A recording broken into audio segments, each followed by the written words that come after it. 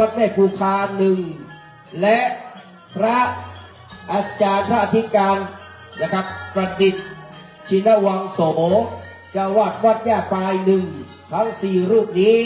ได้เมตตาขึ้นนั่งอาสงฆ์นะครับที่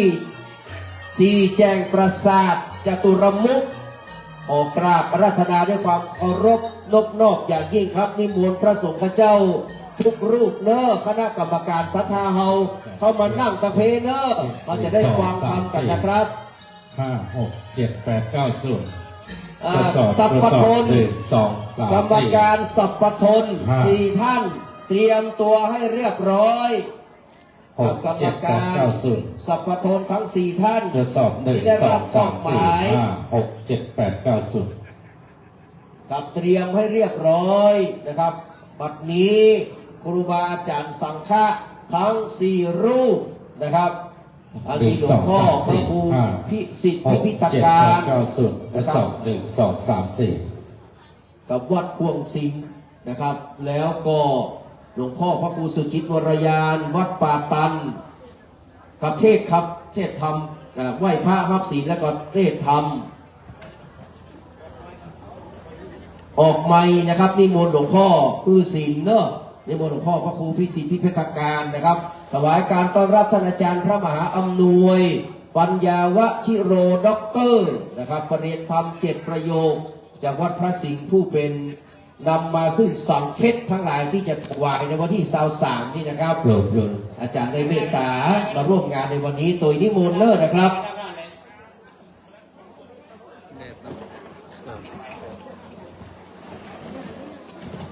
พ่ออาจารย์ถนอมศักดิ์มานั่งใกล้ๆกันเพ่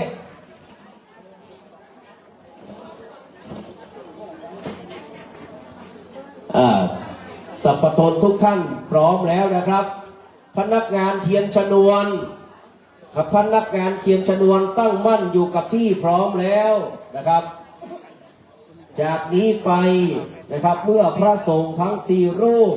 ได้เมตตานั่งเก้าอี้อันเป็นอาสงฆ์เป็นที่เรียบร้อยแล้ว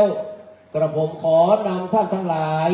เข้าสู่พิธีกรรมทางศาสนาในการตาลปราสาทแก้ววิมานคำจตุรมุข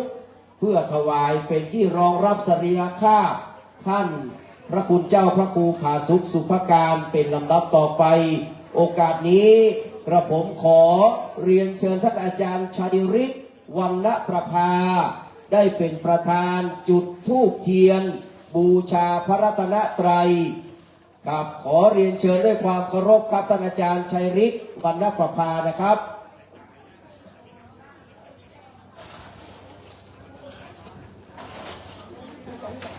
กับโบนเชิญจิตรกถาไหมครับอาจารย์ชัยฤทธิ์ครับเรียนเชิญครับขึ้นไปทางด้านหลังแล้วนะครับก็ไม่ต้องได้ผ่านหน้าหลวงพ่อแล้วขึ้นทางข้างๆนะครับครับตอนนี้อาจารย์ชัยฤทธิ์กำลังเดินมานะครับทุกคนทุกท่านได้นั่งอยู่กับที่เนอะทุกสัพพเสียงสัพพสำเนียงหยุดการใช้เสียงณบัดนี้ครับได้ประนมมือขึ้นในขณะที่นะครับ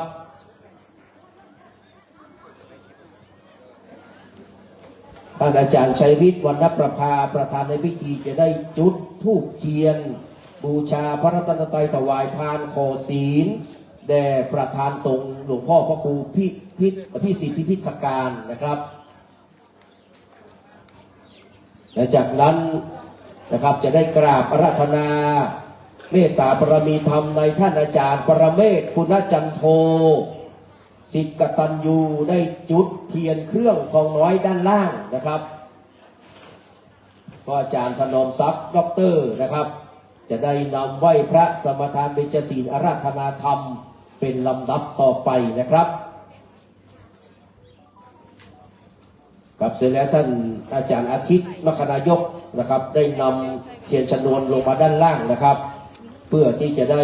รับเมตตาธรรมจากท่านอาจารย์ปรเมศคุณจันโทนะครับจะได้จุดเทียนเครื่องทองน้อยสักการะบูชานะครับแด่หลวงพ่อพระครูผาสุขสุภการเป็นลำดับต่อไปนะครับจากนี้ไปพ่ออาจารย์ถนอมศักดิ์นวลล่านะครับ จะได้นำไหว้พระสัมปทานเบญจศีลอาราธนาธรรมเป็นลำดับต่อไปขอเรียนเชิญครับ สาธุชนเอาท่านทั้งหลายประนมมือขึ้นพร้อมกันเด้อเราจะกล่าวคำปูจาพระรัตนะถลายแก้วเจ้าต่างสามประการไหวพระสมทานศีลที่ลุ่มที่ห่อภาษาแก้ววิมานคำพร้อมกันณบัดนี้กราบด้วยจิตด้วยใจน้อมต่อพระรัตนตรัยพร้อมกันณบัดนี้กราบกราบกราบอิมินาสการเณพุทธังอภิปูชยามะอิมินาสการเณธัมมังอภิปูชยามะอิมินาสการเณสังฆังอภิปูชยามะอรหังสัมมาสัมพุทโธภควาพุทธังภควันตังอภิวาเทมิกราบ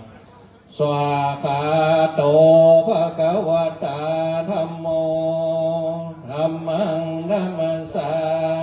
มิกราบสุปฏิปันโนภควโตสาวกสังโฆสังฆังนะมามิกราบมายังวันเตทิสารเนนะสหปัญจศีลานิยาจามาตุติยัมปิมายังพันเตทิสารเนนะสหปัญจศีลานิยาจามาตติยัมปิมายังพันเตทิสารเนนะสหปัญจศีลานิยาจามานะโมตัสสะภะคะวะโตอะระหะโตสัมมาสัมพุทธัสสะนะโมตัสสะภะคะวะโตอะระหะโตสัมมาสัมพุทธัสสะ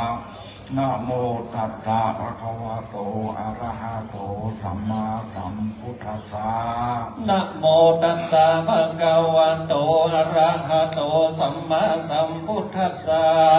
นะโมตัสสะภะคะวะโตอะระหะโตสัมมาสัมพุทธัสสะนะโมตัสสะภะคะวะโตอะระหะโตสัมมาสัมพุทธัสสะพุทธังสรณังกัจฉามิพุทธังสรณังกัจฉามิธัมมังสรณังกัจฉามิธัมมังสรณังกัจฉามิสังฆังสรณังกัจฉามิสังฆังสรณังกัจฉามิตุติยัมปิพุทธังสรณังกัจฉามิตุติยัมปิพุทธังสรณังกัจฉามิตุติยัมปิธัมมังสรณังกัจฉามิตุติยัมปิธัมมังสรณังกัจฉามิตุติยัมปิสังฆังสรณังกัจฉามิตุติยัมปิสังฆังสรณังกัจฉามิตติยัมปิพุทธังสรณังกัจฉามิตติยัมปิพุทธังสรณังกัจฉามิตติยัมปิธัมมังสรณังกัจฉามิตติยัมปิธัมมังสรณังกัจฉามิตติยัมปิสังฆังสรณังกัจฉามิตติยัมปิสังฆังสรณังกัจฉามิปานาติปาตาเวรมณีสิกขาปตังสมาธิยามิปานาติปาตาเวรมณีสิกขาปตังสมาธิยามิอาทินนาตานาเวรมณีสิกขาปตังสมาธิยามิอาทินนาตานาเวรมณีสิกขาปตังสมาธิยามิอาเมสุมิจฉาจาราเวรมณีสิกขาปตังสมาธิยามิกาเมสุมิจฉาจาราเวรมณีสิกขาปตังสมาธิยามิมุสาวาตาเวรมณีสิกขาปตังสมาธิยามิมุสาวาตาเวรมณีสิกขาปตังสมาธิยามิกาเมร ยามัชฌปมาทฐานา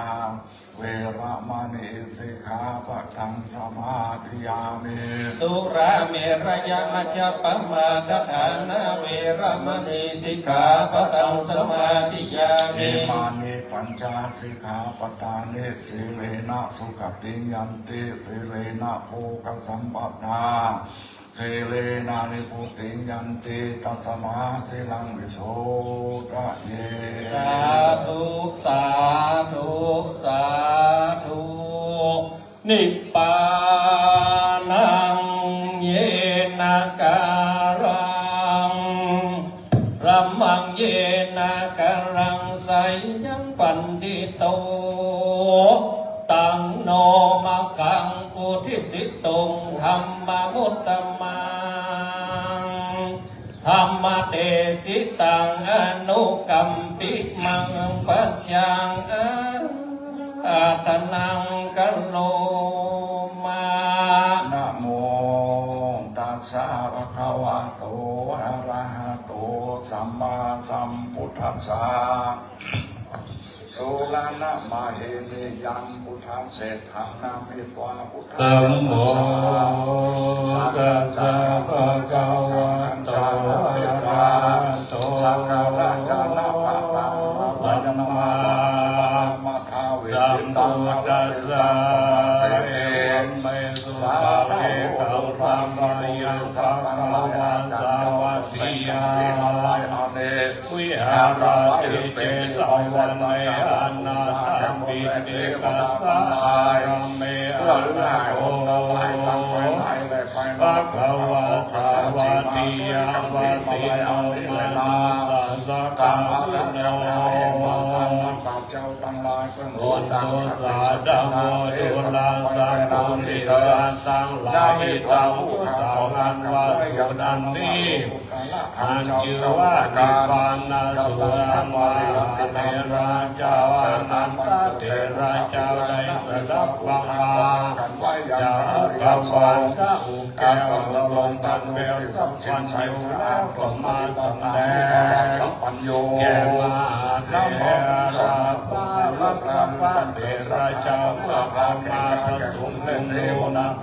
อันเมื่อสังฆายานาธรรมวันนั้นแต่ว่าบันเทวกวาอาเดปมหากัสสปะเทระเจ้าอันว่าพระปิณกโพธิญาณลายอังโดรมานอยู่ในป่าเจตวันโพธิปัญญาสังลิโสอันมีอยู่ท่ามกลางหมู่บ้านที่รังนามจักรพรรดิบางทีรานากันติเมตตาการุณามุติตาเอกานามาปัญญิภิกขเวดุราภิกขุทั้งหลายได้การเข้าไปสู่ บุญยังธรรมาว่าบุญเป็นหลายปันติเตนาอันว่าภูวิไวหาปังกตังแต่แลวิรามันว่าเรียนคงมีพยาเปรักษาคือมันคงแต่แลอันว่าเมตตาการุณาโมกิตาอุเบกขาภูมิปยาวังเจริญภาวนาแต่แลภิกขุด้วยภิกขเวทุราภิกขุทั้งหลายดังวัตถากันกล่าวว่าการว่าเราการรักษาศีลและการเจริญภาวนาอันใหญ่มีโดยแต่แลสัตตานังวัสตลาย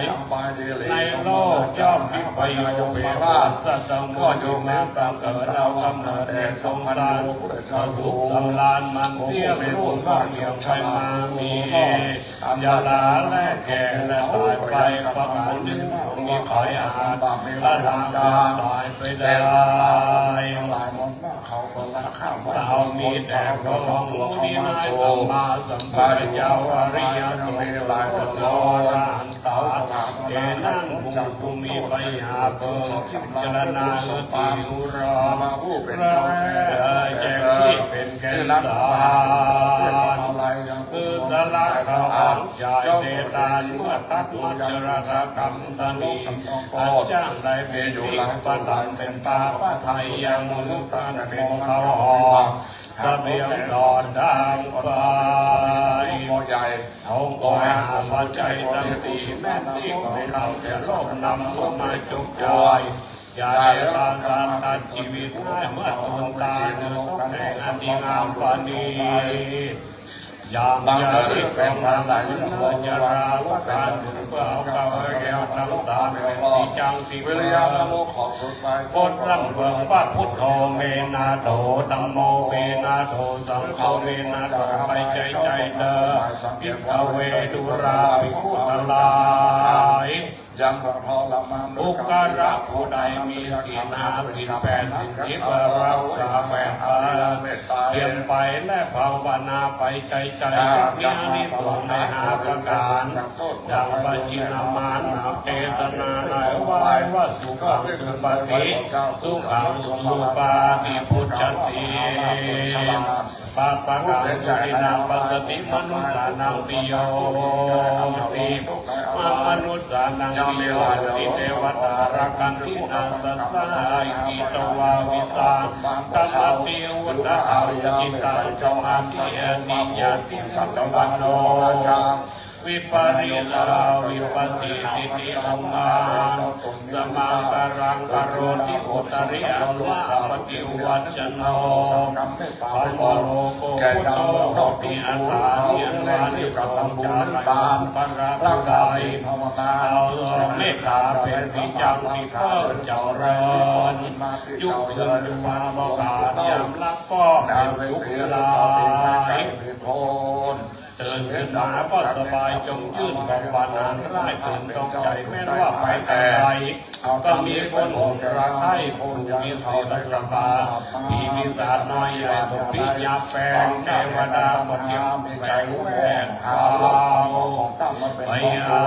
ไปยาปีเราเล่นชุดจากการเวลาในยิ่งทั้งหมายเป็นสมาธิในเร็วเดินไปนานวันนี้ทางบอกได้จะไปตั้งใจสติมาในเมื่อเรามรณะเราทำงานการก็ถึงบังคราพรย่อมมีจ้านพรเป็นที่ตั้งเติมอันนี้เป็นอานิสงส์การนำหน้าในการเมตตาภาวนาเอตัสกาเสกปอกายยอนเป็นใจความ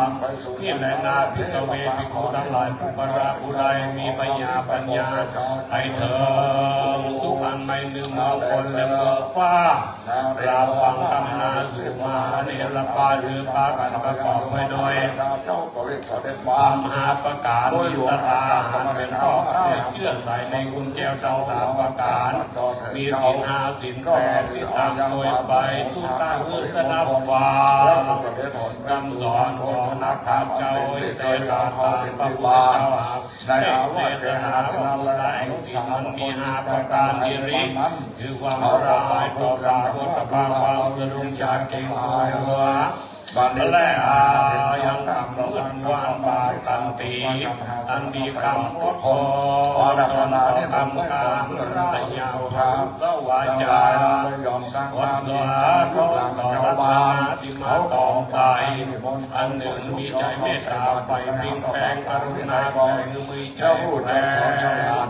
ก็ตั้งใจกันเราประมาณรำบาดคอยหรือก็ดันหายตาไปหาผู้มรณะผู้โตคนนายยังรัดน้อยใหญ่อาณาได้ใจไฟจงบานอันละผู้ใดมีธรรมะประการสิ่งปัญญาอันเป็นประการมันเที่ยวชีวิตเดือดเคลื่อนไหวน้ำเปียวไปตั้งใจมีสิ่งสดใสอยู่กับส่วนนี้ได้นานภิกขเวทุราภิกขุทั้งหลายผู้บรรลุได้มีรักนาผู้จักการตานในการรักษาศีลและการเจริญภาวนาอันเปิ้ลตานก็ตานไปประกาศลังเที่ยววาได้ถึงสุขแท้ดี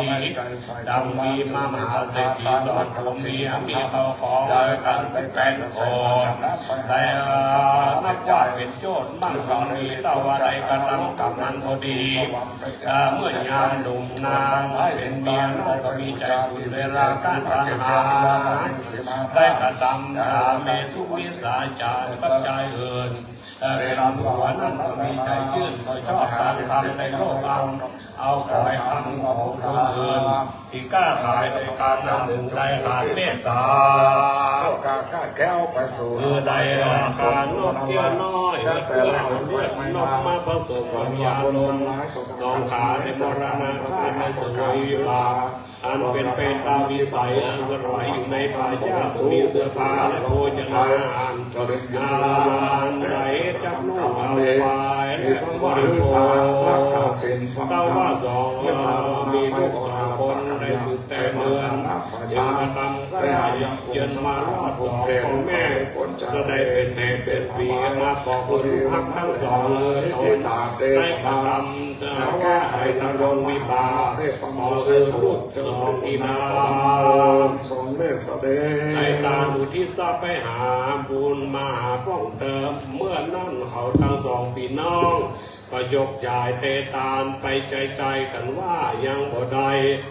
รับของบุญทานจากพ่อแม่สองกุมารีก็ไปถามไปไหว้พระพุทธเจ้าแล้วถามยังวิบากกรรมแห่งสองพ่อแม่เจ้าทั้งสองที่น่าบุรเจ้าก็เป็นสัพพัญโยผู้แจงแก่โลกพัสรองถึงอดีตติกาก็ได้เทศนาไขวิบากแก่นางทั้งสองคือกุมารีได้สองได้อุชราได้ยกสองและแต้มเกียรติธรรมชื่อว่ามหามุรานิปานสุนีแล้วพิซาส่วนตานไปหาพ่อแม่จะป้อนจากทุกข์ในพอโป้นจากเป็นเปตาวิสัยจะเลนาคุณทีวเสทกวันบุญมันรอดนางทั้งสองก็ได้ประกอบหาวัตถุไตยตานพร้อมด้วยธรรมนิพพานสูตรอุทิศาบุญไปหายังพิสามันดาผู้เป็นเพศแรกก็ลวดได้พ้นจากเขตอบายกับกายไปเกิดจันฟ้าเลิศภาวติงสาก็มีอังเลนาเตสนาวัดาเลสัติกตาธรรมเตสนาปะหุโสจตานปฏิภราทินิอาปาปุรินิงโสในเมื่อแล้วธรรมเทศนานิพพานสูตรแล้วดวงประเสริฐก็บังเกิด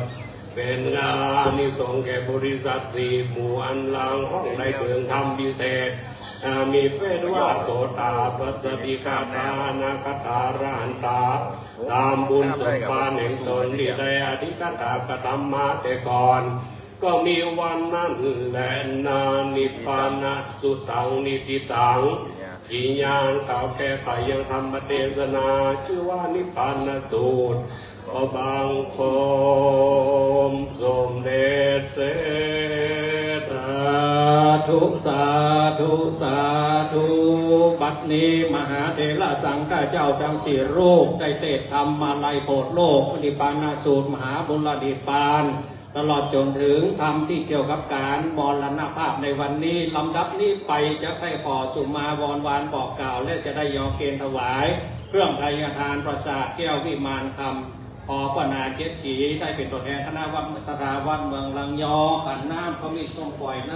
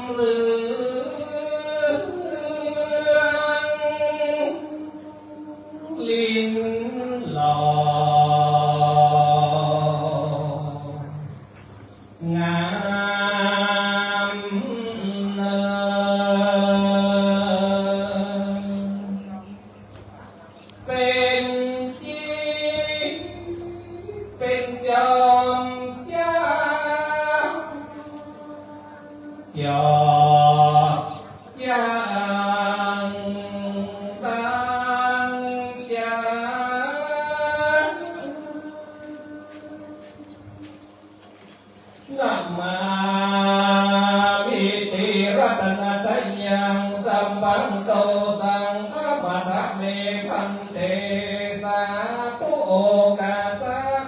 แต่สัพพะเยืองเครื่องปัวตานต่างลางมวลมากอันมีผ้าไตรบาทตุงเล็กตุงตองตุงยืนตุงสายตุงเหียบตุงเข้าเปลือกตุงเข้าสารพร้อมบริวารไร้ยาทานมวลหมู่มีหอภาษาแก้วมิมานคำย้ำเมื่อเจ้าสมณะสดาและมุนาสดาตุกาตั้งหลายได้พากันมาตกแต่งมากหนานำหลอกพระผู้กาตั้งหลายก็ได้เย็นยำด้วยกายาวจีมโนกรรมปากอันสดาผู้กาต่างลานากูเป็นบาปและโตสายิ่งได้ตกแต่งแปลงพร้อมน้อมนำมายังเรื่องถูกปากกุภาลาจะร้องดอกเอาดอกไม้และน้ำเขาอินสมปล่อยอันมีรสกลิ่นหอมอักไวสุกันหาเพื่อว่าจักมาขอสุมายังเรื่องตาหนาแห่งเจ้าขอได้ลดโทษโตสาอย่าได้เป็นมุตัปนาได้จารินีและจารินาอันจักมาไปนาตลาดต่อเต้าหอดอมตะมหาเนรปัญญาโอนั้นจุงจะมีเตียงแต่ดีด้วยดังบัดนี้เจ้าสมณะสดาและมูลสาราอุกาตั้งหลายก็ขอสุมาตามคำภาษาบาลีว่ากายะตัวเลปจีตัวเลมโนตัวเลสังกิจาโตสังอสังกิจาโตสังกายะกัมมังวจีกัมมังมโนกัมมังอาติตาโตสังปัจจุปันโตสังอนาคตาโตสังสัพพะสัพพังโตสังกัมมันตุโนสาธุองค์การสังฆเดชมหาเถระเจ้าตนใสก่อเศร้าเลิศศีลาผู้มีธรรมเมตตาพักนิมันตนาในงานออกเป็นพระราชทานเลิกทราบส่งสักการสรีระร่างสังการท่านเจ้าพระภูผาสุภการอันท่านในเมื่อมอนจีอยากมาละอัตภาพจากโลกามรณกรรมมายุดหยอดละร่างถอดหูกายถอดจิตไว้จากข้ามามรณภาพนอนได้อะโหยน้องท่านเจ้าพระภูผาสุภการมาปักปากลาละจากอารามหลายสิ่งกุฏิหลังงามยิ่งวิหารตั้งสัตพันนาวาตั้งจิตยะภากำเป็นงามท่านพระภูผาสุภการบ่ได้เน้นนายแต่มักลุลาคือป้ายอินทรีมานะสามเณรเทนที่คณะสัทธาสิทธิมเจ้าตั้งสถานุ่งเทาแห่งวัดเมืองลังอันเคยมาตามเคยมาส่งเขาน้ำจังหันบอกอาจเคยได้ใส่บาตรยามรุ่งเรืองไรศรัทธาวัดเมืองลังน้องใหญ่อาวรณ์หาแสงโศกาโศกเศร้าตั้งแต่นี้ไปนาโอ้ถึงมาได้หันหน้าตั้งเจ้าเห็นซ้ำปอสองหันแต่อุ่นจำลองรูปตั้งเจ้าขณะต่อเจ้าเมินไปบัดนี้นาเลือสมณะสนาในมูลสนาต่างคณะคณะตั้งไปในและไปนอกจากในใครบอกว่าที่ไปในไม่มีคณะสงฆ์สิทธิโยม เจ้าต่างเอากันเป็นเก้าลุมลาไปนอกนั้นนามีคณะสัทธาวัดเมืองนางผู้นำพอนาเฮือนและผู้ญาติกาสัมปทาวงศาพี่น้องจากเมืองสันกำแพงบ้านผู้กาเหนือและพี่น้องสาธุชนผู้แห่งตุนีตัวพิซาแห่งโหดน้อยใหญ่ต่างกตัญญูเวทีตาทันเพื่อรอดยับใหญ่จอดเลิกซากส่งสักการพระราชทานนะ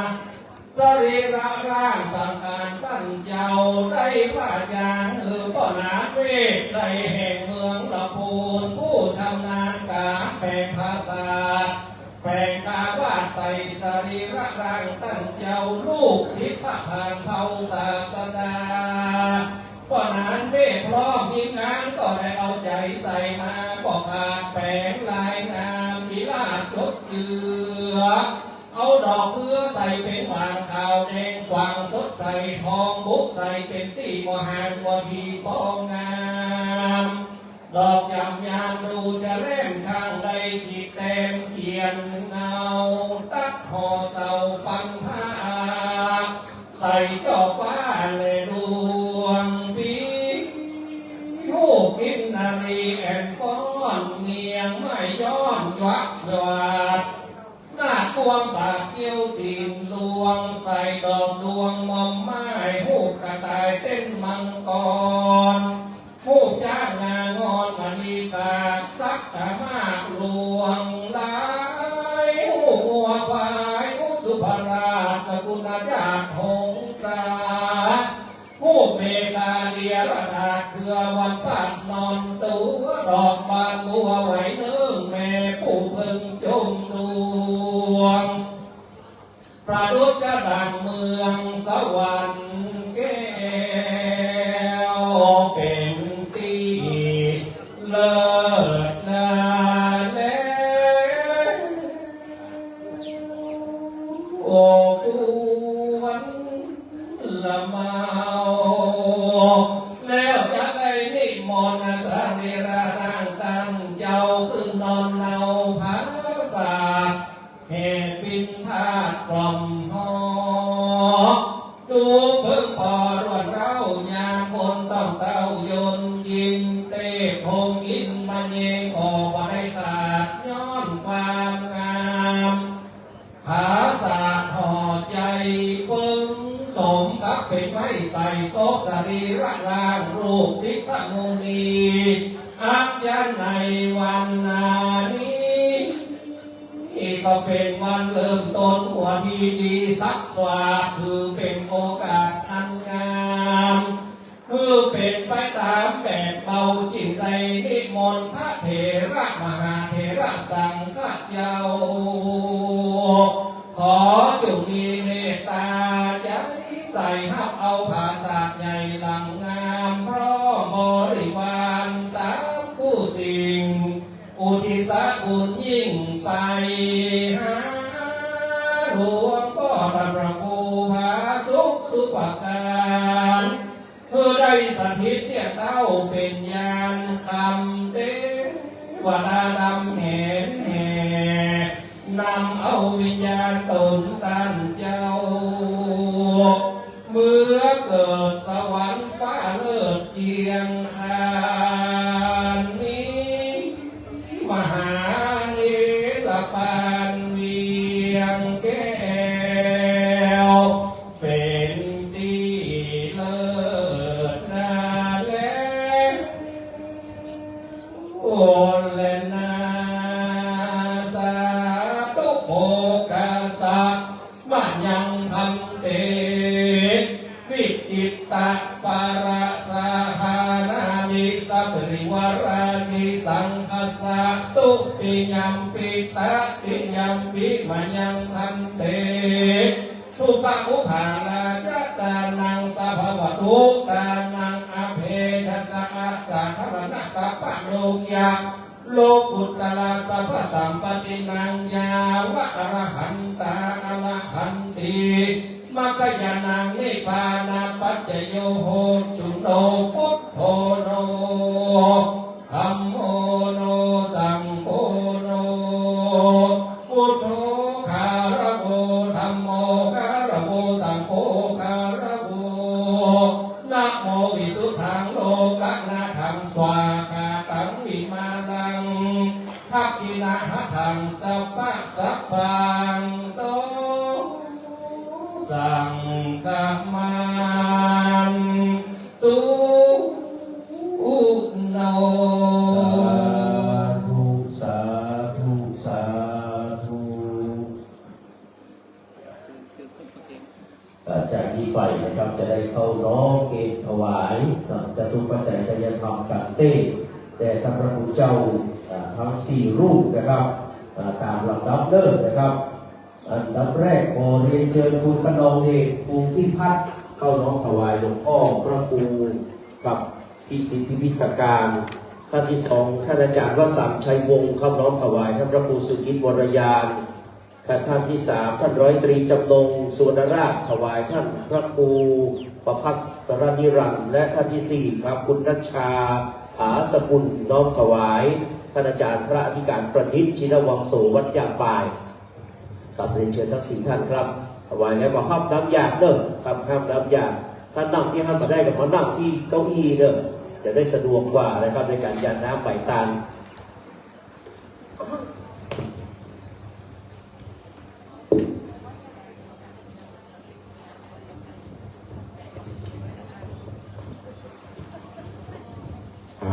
บอกนะยะถาวาริวาหาปุราปาริปุเรนติสาคารังเอวะเมวะอิโตตินังเปตานังอุปกัปปเตอิชิตังปริตังตุมหังคิปะเมวะสามิจจโตสัพเพปุเรนตุสังกปาจันโทปนาลโสยะถามานิโชติลโสยะถาวิริยวิวัจจันตุสัพพะโรโควินาศตุมาเตภวะ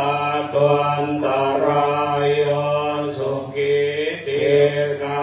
ยุโกภวะสัพเพติโย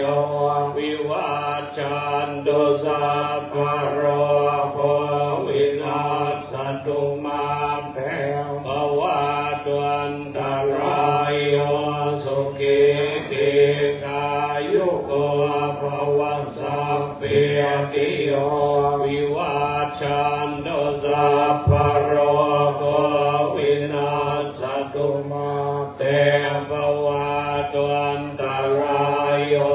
สุขิติกายุโกภวะอภิวาทนาสีลิสานิจังวุฒาปัจจามเยโน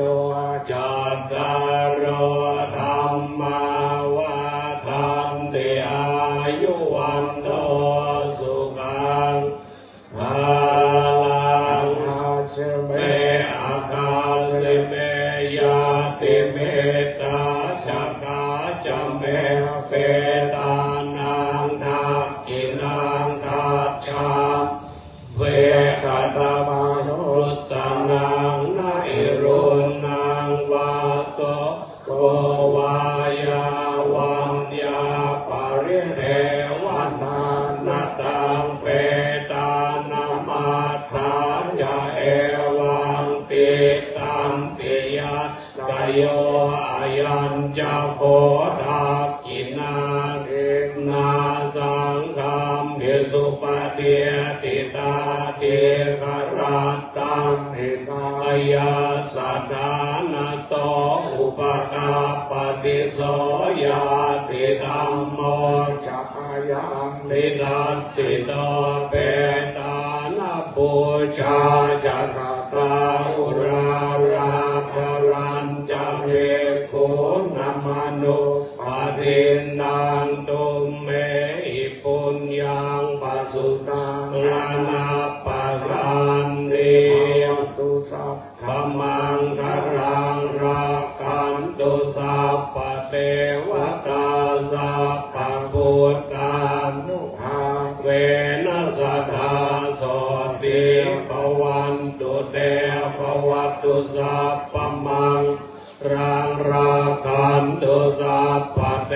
ว ตาสัพพธรรมานุภาเวนัสตาโสเอ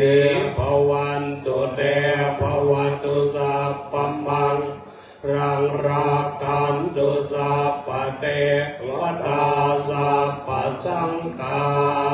นุภาเวนัสตาโส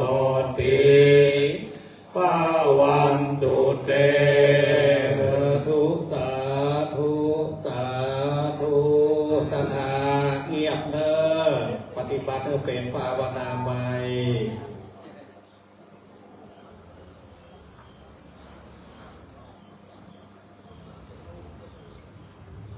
สมควรแก่เวลาอิทาเมยาตินังโหตุสุขิตาโหตุยาตโยขอกุศลผลบุญที่เจ้าสมณศัทธาและมวลโมคณะศรัทธาข้าเจ้าทั้งหลายได้ปฏิบัติบำเพ็ญในการละบัดนี้จงได้เป็นผลสำเร็จถวายถึงจิตตะดวงวิญญาณของท่านพระครูพาสุขสุภการพูดถึงการมรณภาพไปแล้วนั้นด้วยสาธุวันตาน้อยนะเนาะ วันตาน้อยกับน้องวันตามิพันเตสัพพังอปาราตังกัมมาตัมเมพันเตมยากาตังปุญญังสามินานุโมติตัมปังสามินากาตังปุญญังไมหังตาตัมปังสาธุสาธุอนุโมทา เอหายุโกอายุวันโนสุขังปะลัง สาธุสุนาตุเมพันเตสังโฆข้าแต่พระสังฆเจ้าทั้งสี่รูปบัดนี้ของทานทั้งหลายทั้งหมดทั้งมวลได้ตกเป็นของสงฆ์ไปแล้วบัดนี้ข้าเจ้าทั้งหลายในนามของคณะศรัทธาเจ้าสำนักศรัทธาวัดเมืองลังขอเมตตาพระสังฆเจ้าทั้งสี่รูปได้อนุญาตโปงปันเพื่อนำเอาปราสาทแก้ววิมานคำหลังนี้บรรจุใส่ร่างของท่านพระครูบาสุขสุภการเพื่อรอการพระราชทานเพลิงเลิกทราบส่งสการเป็นลำดับไปมาแม้พระคุณเจ้าสี่รูปอันสมควรได้โปรดทรงอนุสัญญาณสาธุการพร้อมกันด้วยเถิด สา ธุ ครับจากนี้ไปนิมนต์พระสงฆ์ทั้ง10 รูปนะครับพระเดียงสงฆ์นะครับเจ้าวาดวัดแม่ยวกเจ้าวาดวัดตาลุกเจ้าวาดวัดตาเดือเจ้าวาดวัดปากคอยเหนือเจ้าวาดวัดร้องอ้อ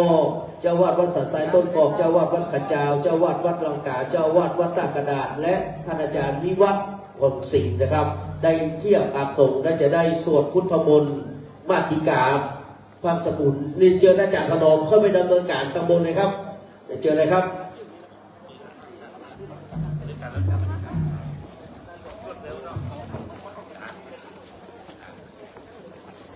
นะขณะที่พระสงฆ์ตำบลทำพิธีนะครับพี่น้องกับปู่เลิศเนี่ยต่อเลยนะครับงานนะครับเอา4 กิโลขึ้นเลิศเอาตะกร้ามาลงนะครับ ช่วยกันปูตองเนอะ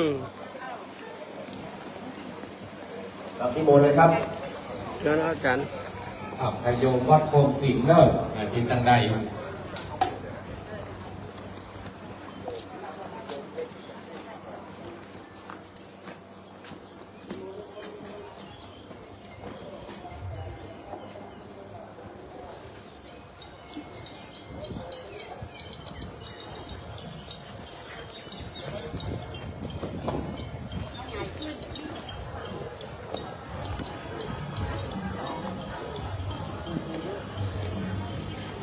ช่วยกันปูตองได้เลย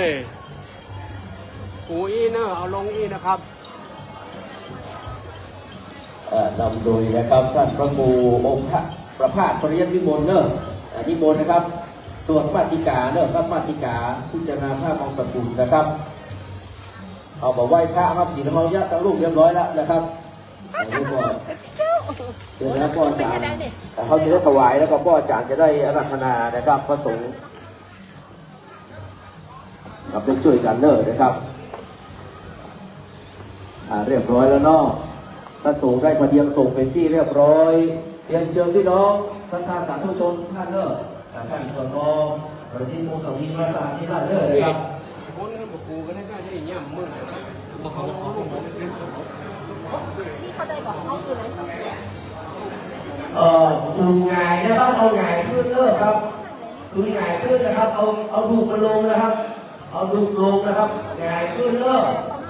ทุกท่านหงายขึ้นนะครับนอนหงายขึ้นนะครับเอาหงายขึ้นนะครับเอาหงายขึ้นเลิกก็จะมาลองบอกว่าเลิกเอาสีเขียวขึ้นตะบนที่มันเป็นสีแป้งร้อนๆอยู่ตรงพื้นเนอะนิมนต์ครับนิมนต์เลยครับ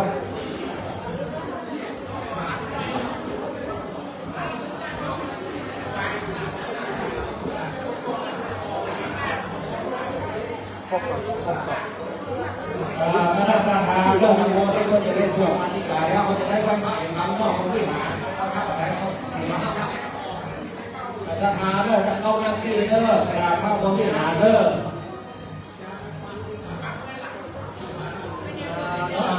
สัมมาสัมพุทโธภะคะวาพุทธังภะคะวันตังอภิวาเทมิสวากขาโตภะคะวะตาธัมโมธัมมังนัมมัสสามิสุปฏิปันโนภะคะวะโตสาวกสังโฆสังฆังนามา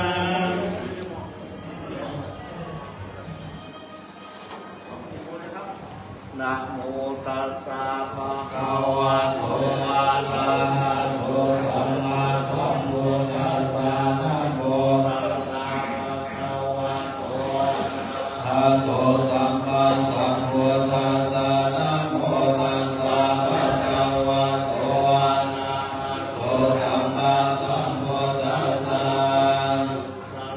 ธัมมานุสาราธัมมาพยากตาธัมมาสุขายาเวทนายาสัมปยุตตาธัมมานุขายาเวทนายาสัมปยุตตาธัมมาอนุกรรม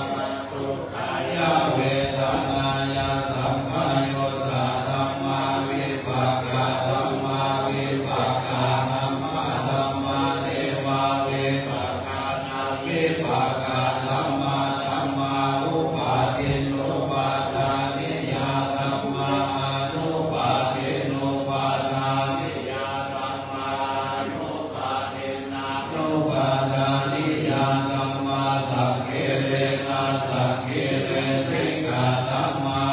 สักขิเรนะสักขิเรสิกขาธัมมาสักขิเรนะสักขิเรสิกขาธัมมาสัพพิตังกัสสาวิจาราธัมมาวิตังกาวิจาราธัมมาวิตังกาวิจาราธัมมาวิติสามังกาธัมมาสุขังธัมมาอุเบกขาสังฆังธัมมานัสสะเนนะปะธัมมาธัมมาปะปะธัมมาธัมมาเทวทัสสะเนนะนาภาวนาญาปะธัมมาธัมมาตัสสะเนนะปะธัมมาเหตุกะธัมมาภาวนาญาปะธัมมาเทวทัสสะเนนะนาภาวนาญาปะธัมมาเหตุกะธัมมาอัจจยกามิโนธัมมาอัปปัจจยกามิโนธัมมาเทวจยกามิโนอัปปัจจยกามิโนธัมมาเสกาธัมมาอาเสกาธัมมาเนวเสกานาเสกาธัมมาปริกาธัมมามาจันทาธัมมาปัมปนาธัมมาปริกาธัมมานาธัมมากาถาธัมมานาธัมมาปัมมานาธัมมานาธัมมาอินาธัมมามะทิมาปณิตาธัมมานิจัตตานิยตาธัมมาสัมปัตตานิยตาธัมมานิยตาธัมมามัคคะธัมมานาธัมมามัคคะเหตุกะธัมมามัคคะเมวะโนธัมมาอุปัฏฐาธัมมานุปัฏฐาธัมมาอุปาทิโนธัมมาทิฏฐาธัมมาอนาคตธัมมาปัจจุบั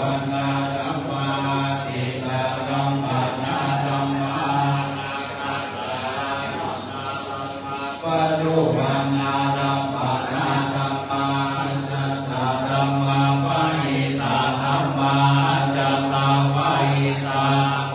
อัญจตารัมปนาธัมมังกายตารัมปนาสัมมาอัญจตากายตารัมปนาธัมมาสติรัสนาสัมปติกาธัมมานิรัสนาสัมปติกาธัมมานิรัสนาปฏิกาธัมมาปัจจโยอารัมมณังปัจจโยอานิปัจจิปัจจโยอานันตาราปัจจโยนันตานันตาราปัจจโยจา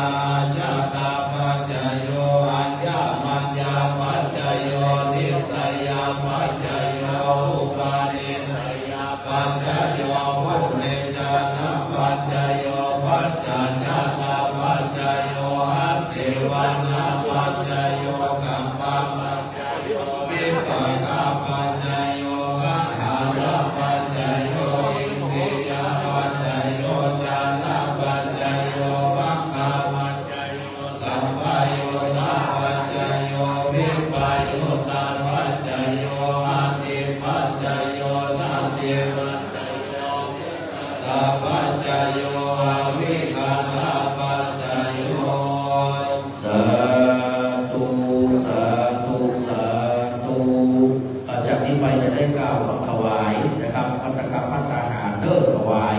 แต่จินตโลกยานของหลวงพ่อพระสุภาสุภการเสร็จแล้วพระสงฆ์จะได้ขึ้นโปรและอาจารย์พนมทรัพย์จะได้ลงรัตนาสรีระร่างจะได้สู่ถอนเป็นลำดับต่อไปนะครับนะโมตัสสะภะคะวะโตอะระหะโตสัมมาสัมพุทธัสสะนะโมตัสสะภะคะวะโตอะระหะโตสัมมาสัมพุทธัสสะนะโมตัสสะภะคะวะโตอะระหะโตสัมมาสัมพุทธัสสะอิมานิมายังพันเตมาตกะพัตตานิสัพปริวารานิภิกขุสังคัสสะโอโนชยามะสาธุโนพันเตภิกขุสังโฆอิมานิมัตตกะพัตตานิสัพปริวารานิปฏิคันหาโต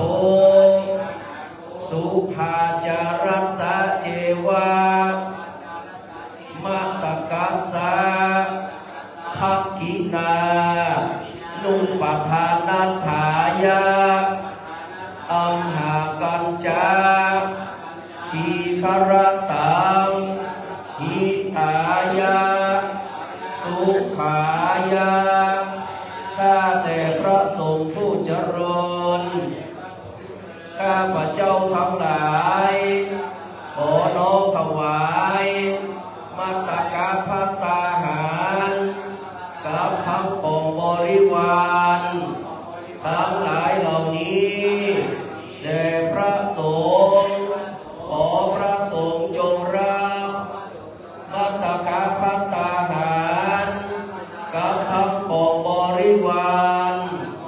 ทั้งหลายเหล่านี้ของข้าพเจ้าทั้งหลายเพื่อสำเร็จประโยชน์เป็นทักษิณานุปทานอุทิศถวายแด่ดวงวิญญาณของท่านพระครูผาสุขสุภการอดีตเจ้าอาวาสวัดเมืองลังอดีตเจ้าคณะตำบลช้างเผือกป่าตันผู้มรณภาพไปแล้วด้วยและเพื่อประโยชน์เพื่อความสุขแก่ข้าพเจ้าทั้งหลายด้วยตลอดกาลนานเทอญกับจากนี้ไปจะได้น้อมถวายจตุปัจจัยทายธรรมนะครับตั้งแต่การพระพุทธเป็นต้นไปขอรับเกียรติจากท่านอาจารย์ชัยฤทธิ์วรรณประภาก็น้อมถวายการพระพุทธเป็นประถมนะครับ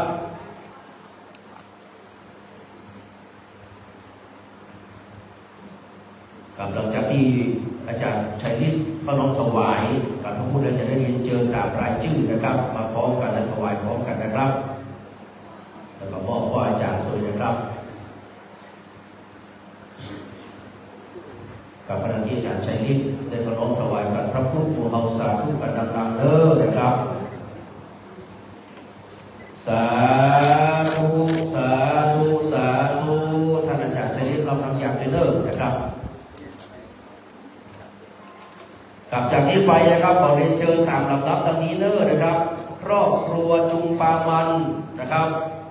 ครอบครัวจางสอนเนาะนะครับท่านนวากาศโทวีรชัยอินใจคุณเข็มทองมังคลานะครับคุณอภรมงคลศรีนะครับกับคุณจุธารัตน์สมบัติท่านอาจารย์ชัยศรีนะครับชวนานนท์นะครับหรือว่าคุณนวลกิตินะครับคุณจันแรมจันทวันถวายถึงหมดเลยนะครับถึงภาคไตรเลิศนะครับ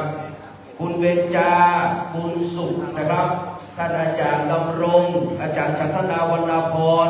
คุณปริยัตินันท์นะครับสุวัฒนวงศ์และคุณสาโรจน์โลโชตินันท์นะครับและเรียนเชิญท่านประสิทธิ์ภูสัมดีมอบพ่ออาจารย์นะครับมอบพ่ออาจารย์ถนอมทรัพย์โนล่านะครับ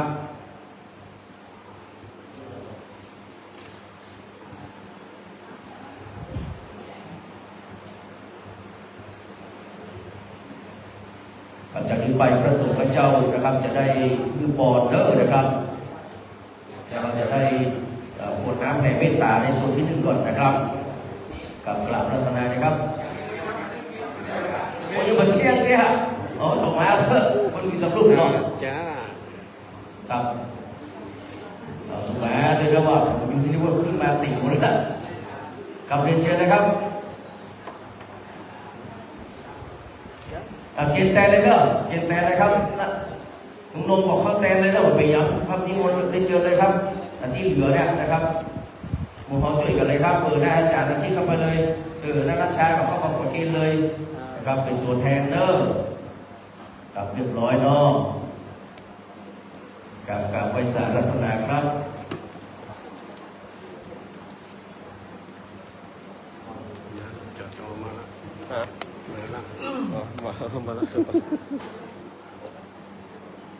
ยะถาวะวิวาหาปุราปาริปุเรนติสาทังเววังเมวันตุ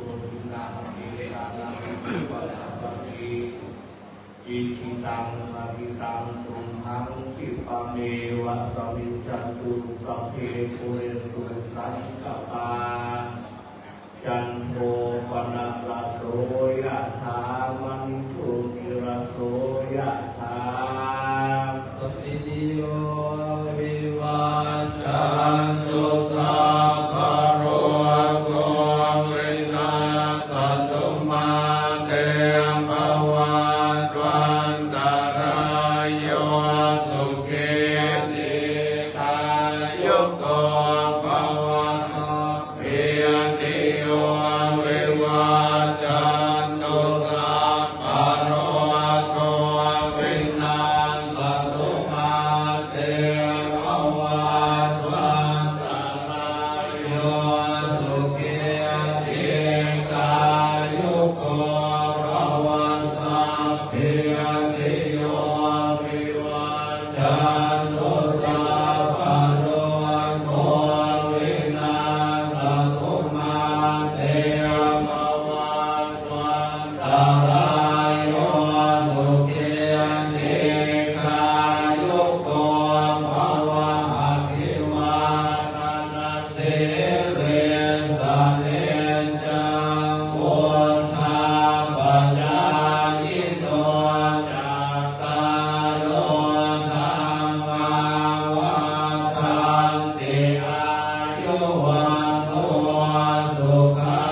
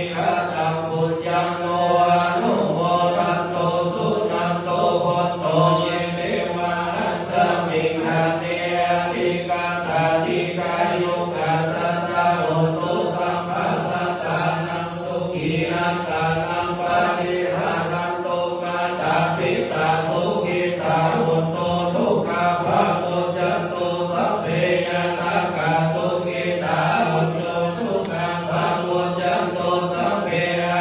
ตากาสุขิตาโหตุทุกขภาโมจันโตสัพเพปิสาสัพเพยัคฆาสัพเพปิตาสุขิตาโหตุทุกขภาโมจันโตสัพเพยัคฆาตาสุขิตาโหตุทุกขภาโมจันโตสัพเพเทวาสุขิตาโหตุทุกขภาโมจันโตเตจาริโยปัจจายาสุขิตาโหตุทุกขภาโมจันโตสัมปัสสัมปันตินังสาธิจักขุโหจากนี้ไปพระอาจารย์นะครับก็นางธนงทรัพย์ดานวลล่านะครับจะได้กระลงอาราธนาและขอสุมาเป็นครั้งหนึ่งจากทางพระสงฆ์พระเจ้าจะได้สู่ถอนนะครับนี่โบหลวงพ่อปรเมศเดอร์นะครับจะได้ลงขันโดยกันนะครับกับนี่โบขันนี้ครับพี่ทะเลเราสี่ลูกมันเป็นไม่ลงเลิกครับเนสี่ลูกนะครับนี่โบทะเลเลยครับหลวงตาองค์ไหนก็กำลังมาเกอร์ลำดับนี้ไปจะได้อาราธนาสรีระธรรมสันดานหลวงพ่อพระมงคลวาสสุภการไทยตั้งปีตั้งประการ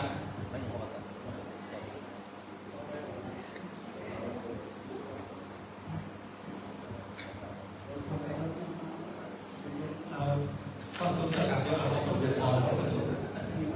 รัตนาบางนอกวันนี้ได้เป็นเวลาอันสมควรที่จะได้อาการรัตนาสรีระธรรมสันดานหลวงพ่อพระมงคลอันสุภการลงจากวิหารขึ้นสู่หอปราสาทแก้ววิมานคำรอพระราชทานการเดินศพและเป็นลำดับไปณบัดนี้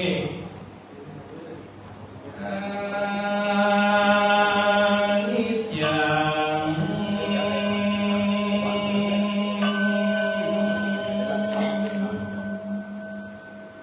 บทเตียงมัน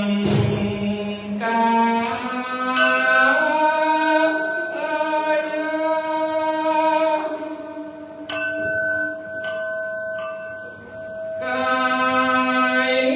เกิดกา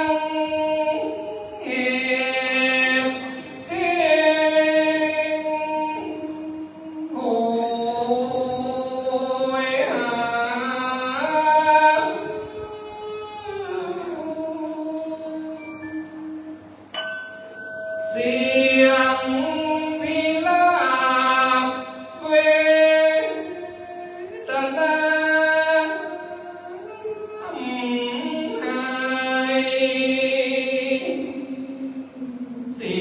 ยงสิทธิ์และศรัทธาเมืองลังนิวรณ์โส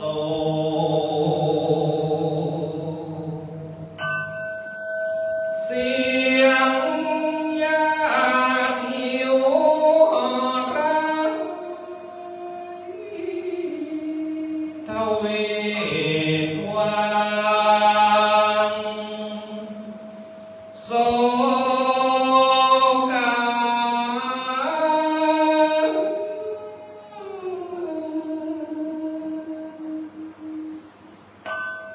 อาหั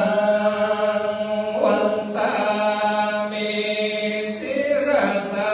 กัปปะเมพันเตสาธุโอกาสักแต่สรีระธาตุและจิตตาดวงวิญญาณต้องรวมพ่อดังพระภูภาอันเจ้าวันนี้โอกาสพิเศษมาถึงด้วยจิตกำนึงโมแล้วเพราะว่าท่านพระครูอาสุภาการยักษ์ใดกาการแก้วไปจากอาวาสนาคาวิหารวัดเมืองลังที่นี่แก้วกว้างประเทศต่างๆเวียงพิงไปตามความจริงแห่งโลกเป็นที่เศร้าโศกเสมอกันย่อมปะกันที่นั่นตัดที่นั้นคือปัจจาเดนดงเป็นแดนโกโกงเตกว้าง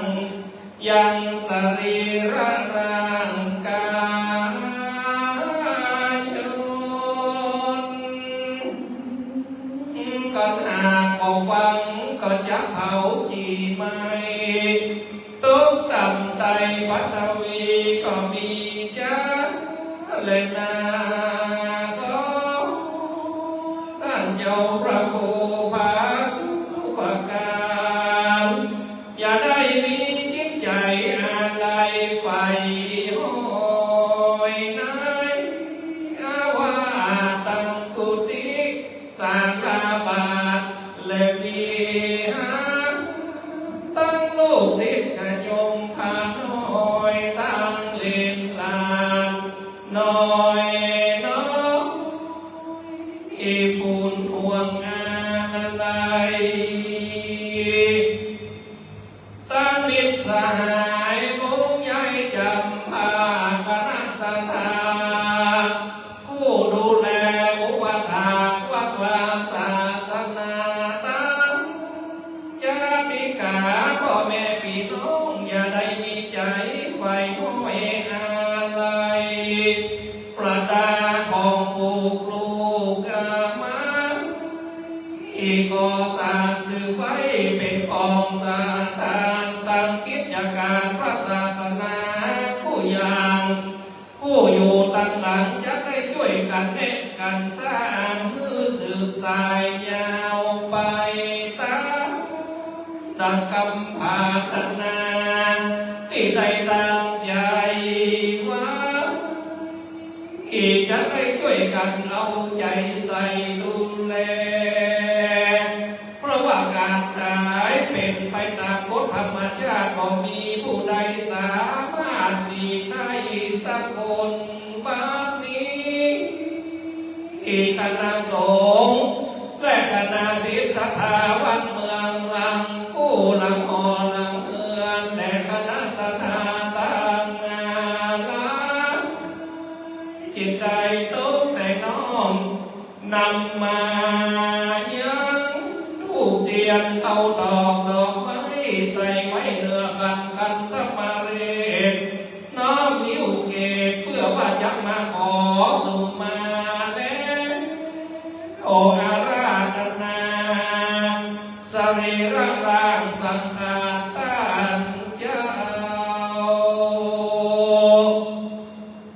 หากมีสิ่งใดที่ข้าเจ้าทั้งหลายกระทำไปก็ทรงเปิดควรล่วงล้ำหากมีด้วยกายกรรมวจีกรรมมโนกรรมบ่งามมนเศร้าเข้าในเขตประมาณขอสุมาลาโทษขอจงได้โปรดอโหสิกรรมขออย่าได้เป็นบาปเป็นกรรมอย่าได้เป็นนิวรณ์ธรรมอันก็ดีบ่งามอีกกา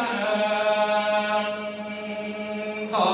พระรัตนาบุญกุศลที่ได้กระทำมานั้นจุงบันดาลดลนำเอาดวงจิตวิญญาณของท่านพระภูพาสุภการเจ้าได้ไปเกิดที่ผาเสริฐเมืองโกนกุศลแก่กาเพื่อได้ถึงยังเวียงแก้วอันเป็นที่เลิศนาแล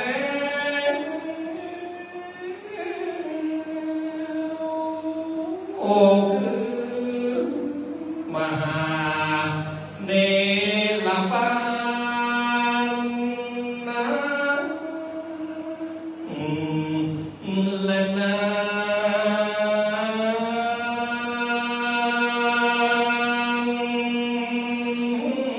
เจ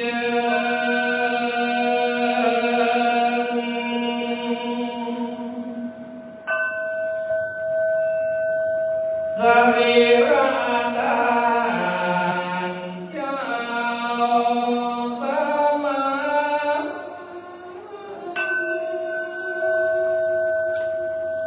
ทั้งพาสุกาไตเต้าขอได้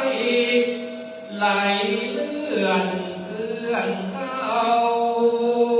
สู่หอพระสามแก้ววิมานค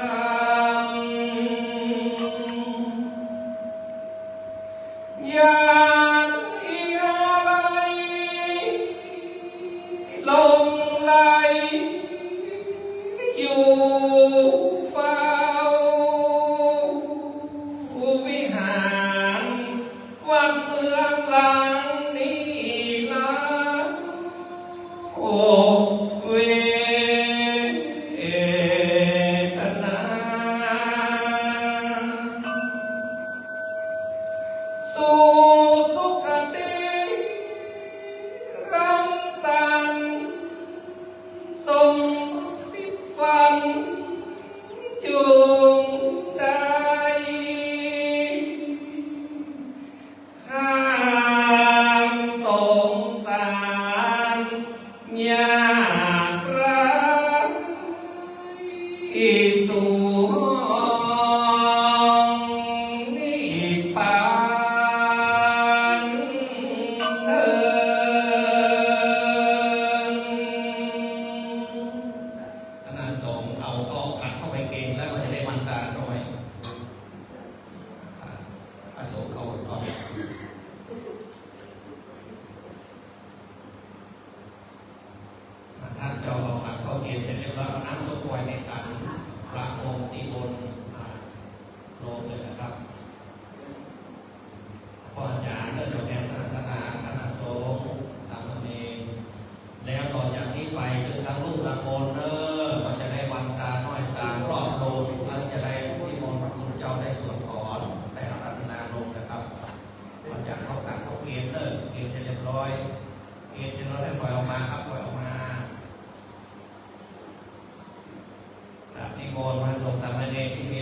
สามการตำก่อนที่สิบสามพรรษาในบรรดาน้อยพร้อมกันท่านสถานหนึ่งกระทุ่มตะโกนวันลงมือเนอวันตามิพันเตสัพพังกัปปะระตังกัมมัตตังเมพันเต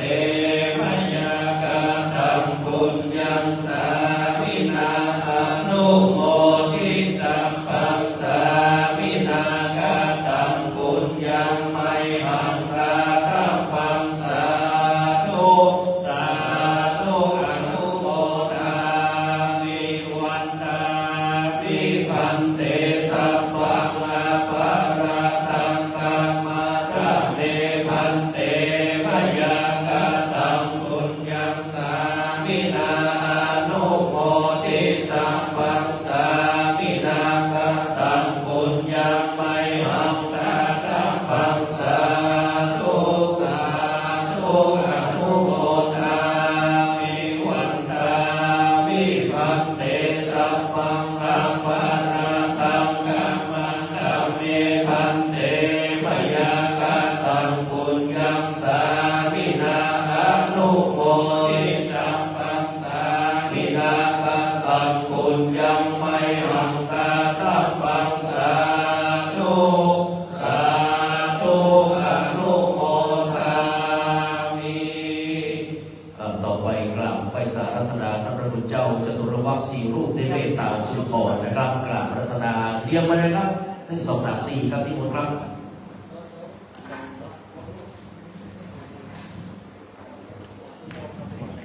ครับที่มนต์เลยครับ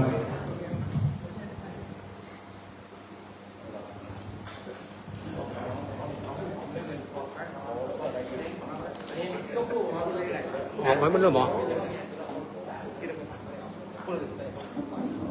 หน้าวิหารเลยก็ได้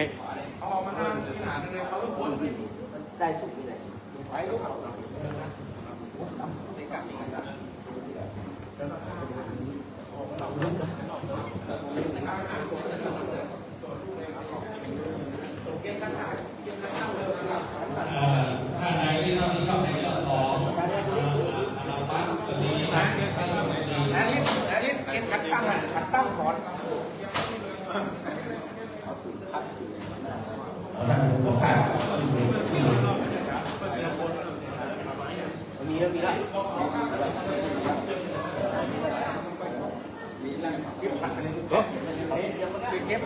ก็ไปพูดอะไรก็ดูกัน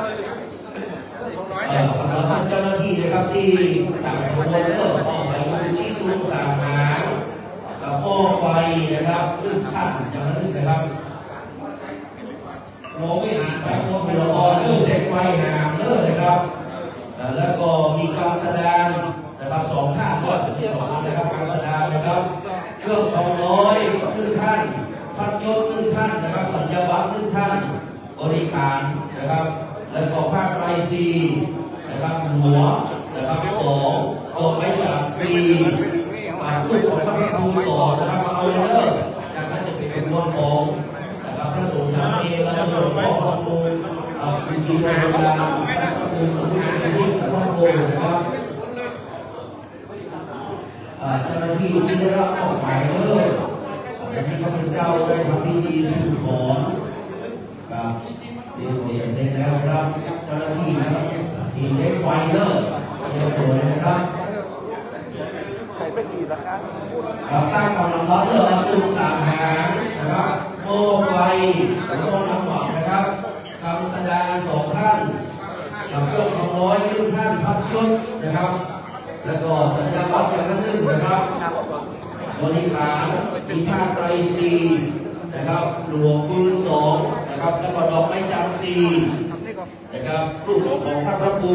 2นะครับนี่คือขบวนเลิกอยู่ในไฟเตรียมพร้อมเลยนะครับขบวนขวาประทับศีลเลิกก็จะตะดอมกำไม้เลิกนะครับได้บังคับประชาตรงนั้นนะครับวนทางขวาเนอเดี๋ยวก่อนเนอร์แล้วเอานอนรอดเอาไปทางใดถ้าทางขวา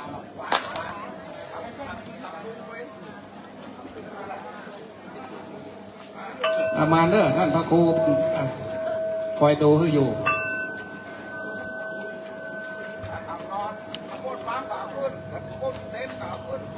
ท่านที่ออกที่อย่าเอาโปรยนะเอาโปรยที่โรงหลวงพ่อเนี่ยมันจะเอาไปพุกที่พระคุณเจ้านำขบวนเหมือนใช่นะบางทีเนี่ยเอาไปพุกใส่งานตัวทุเจ้าปทุมเนอเอาโปรยที่ล่างหลวงพ่อพระครูผาสุขสุภการเนอ ยืนท่านก็ได้นะน่าตอนลงมาน่ะ ขอสัพพโทนมาดิได้ก็ขอสัพพโทนมา1 หลังสัพพโทน1 หลังมีไหนเอามาทางหน้าวิหารนี่โดน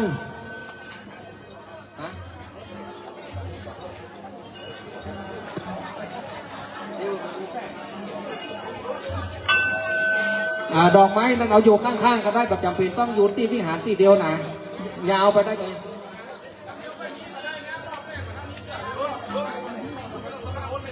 เอาสัพพโทนมา1 หลังนึเอากลางที่อันโรงหลวงพ่อนะ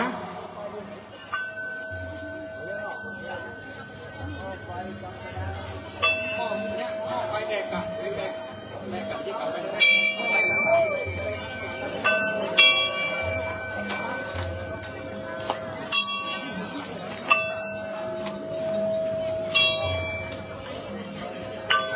รอสัพพโทนก่อนกระเดียวตังบนเพื่อจะเอาล่าง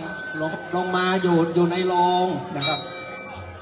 ที่หันหัวนี่ครูแอดนะครับเนอะ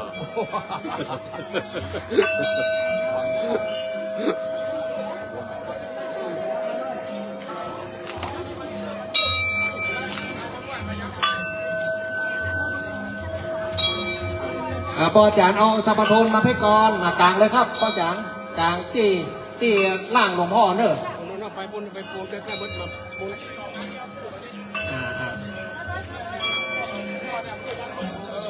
ไปปูนเข้าไปใกล้ๆมุนครับ ป้าอาจารย์แต่งสัพพโทนดีๆมาปีนขึ้นข้างบนอ่ะที่ลงเอาชายลงดีๆลงเห็นเอาลงเห็นลงดีๆสัพพโทนบังกระจายเอามาสัพพโทนออกมา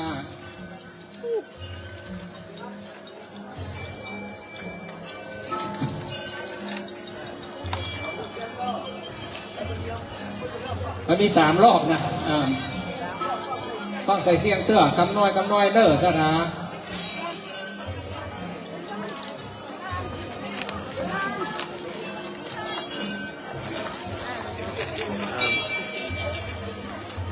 สัพพโทนเข้าในเต็นท์มาได้ลอดทางข้างวิหารพ่ออาจารย์ลอดข้างวิหารไป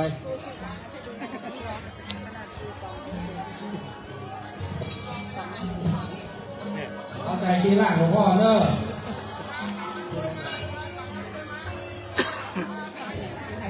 ไอ้นี่ต้องหลังเลยได้เพราะนอกไปทางหลังหลวงพ่อ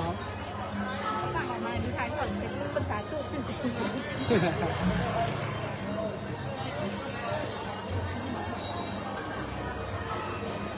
ก็ตอกดอกไม้จะเอาใส่ที่ล่างหลวงพ่อเด้อนะครับ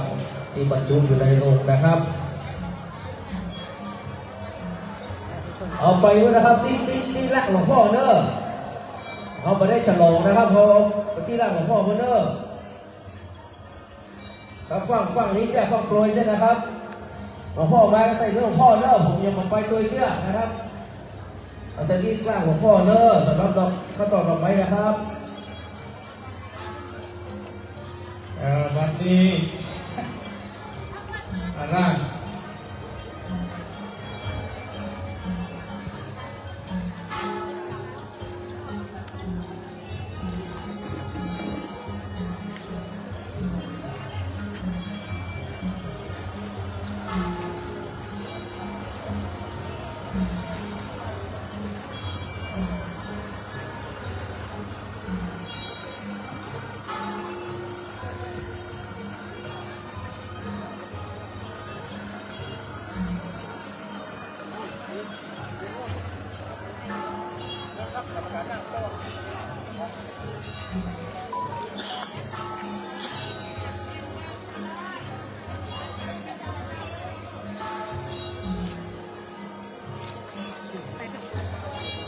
3 รอบเด้อแล้วเป็นเอาเทียบนี่ได้ว่ะก็ได้เนาะ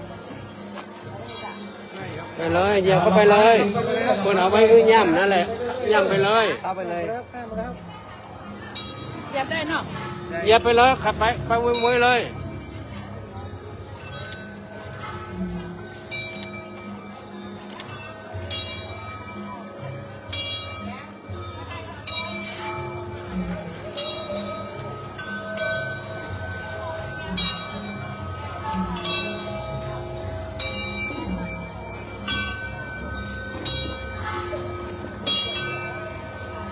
ใจเย็นๆเลยนะรอบเทียงนึ่งเนี่ยมาจอดด้วยเป็นรอบ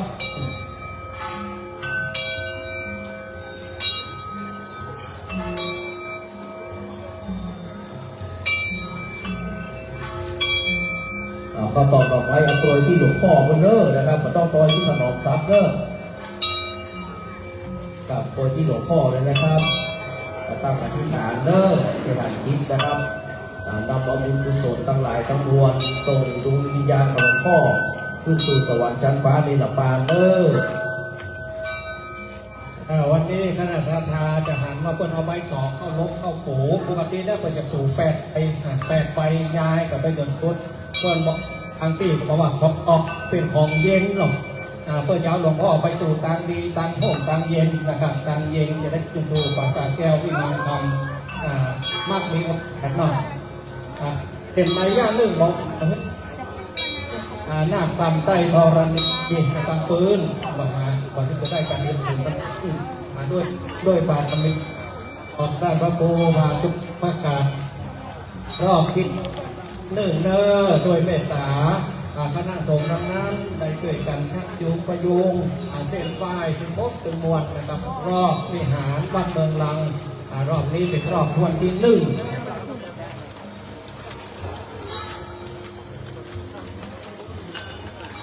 ก็ขยับนะครับก็ขยับเด้อตั้งแต่หูไปนะครับขยับเลยครับก็ขยับปั๊บหม้อน้ำหม่องแห้งไปได้เลย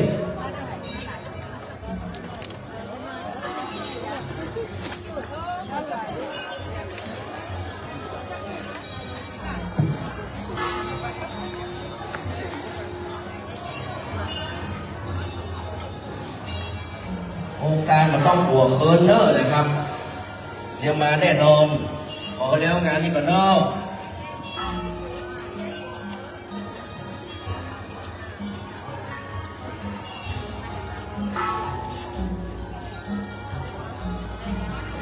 รอบที่1ผ่านไปนะครับ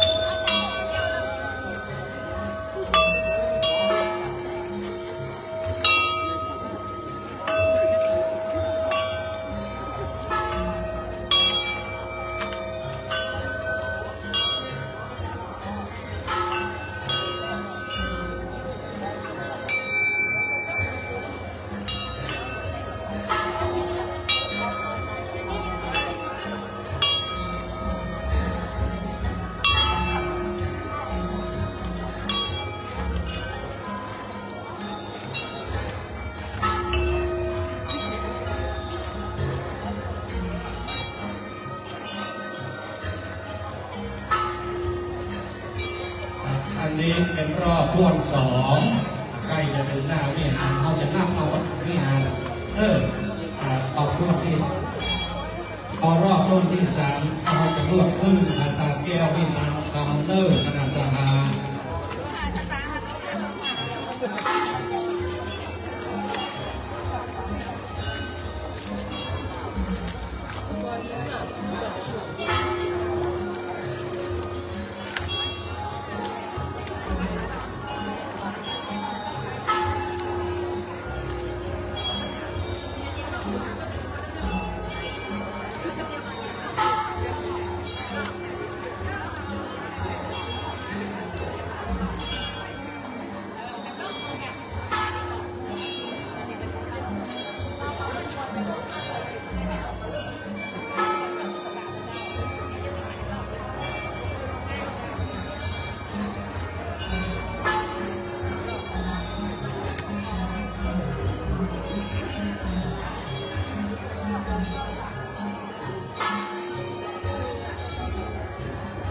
ใครจะเอาดอกไปเอาดอกพุ่นเนอะนะดอกพุ่นมิดแหมก็เลอะรอบสุดท้ายแล้ว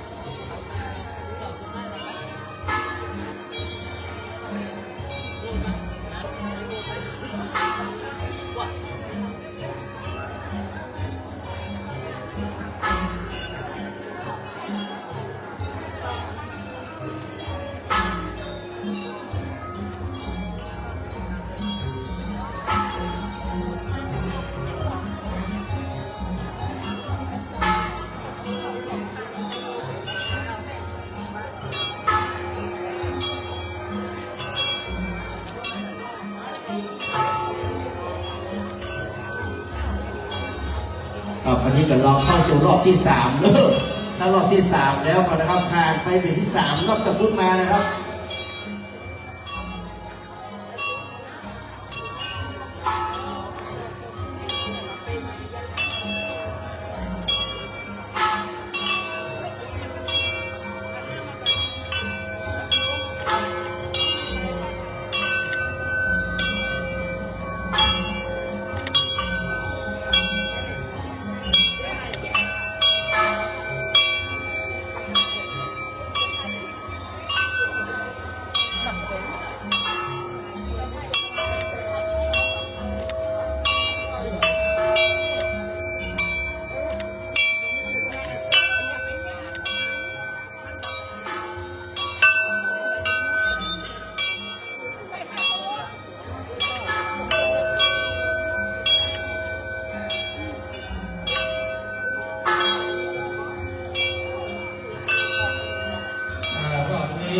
ครบ3 รอบแล้วนะครับเมื่อครบที่หน้าวิหารกันเลยเข้ามาแล้วจะรวดขึ้นปราสาทสถานที่ยืนต่างข้าม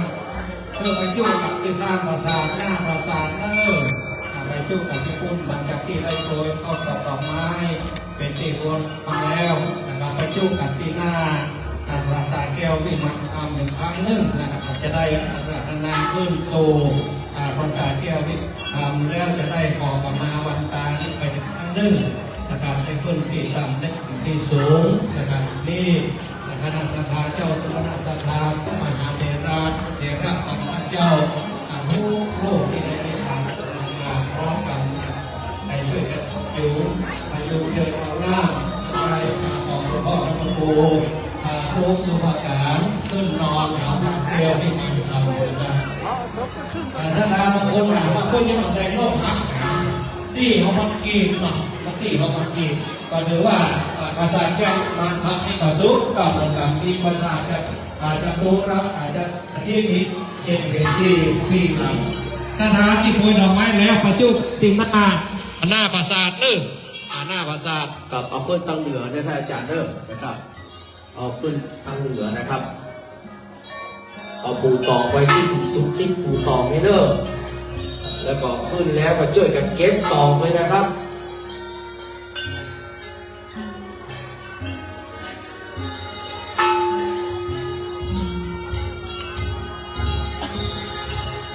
ท่านทั้งหลายจะได้หันว่าวันนี้หลวงพ่อท่านพระครูสุภาการเอาอย่างไปก็ได้สักอย่างดีแต่คุณศีลคุณธรรมกรรมฐานคุณงานความดีเท่านั้นที่เขาท่านทั้งหลายได้หันประจักษ์อยู่ในขณะนี้ เมื่อไปบอกว่าคนตู้คนโจรคนมากคนมีคนดีคนให้คนตายพวกหน้าสื่อดินสุดแต่ตู้อ้าพูดอารมณ์สิน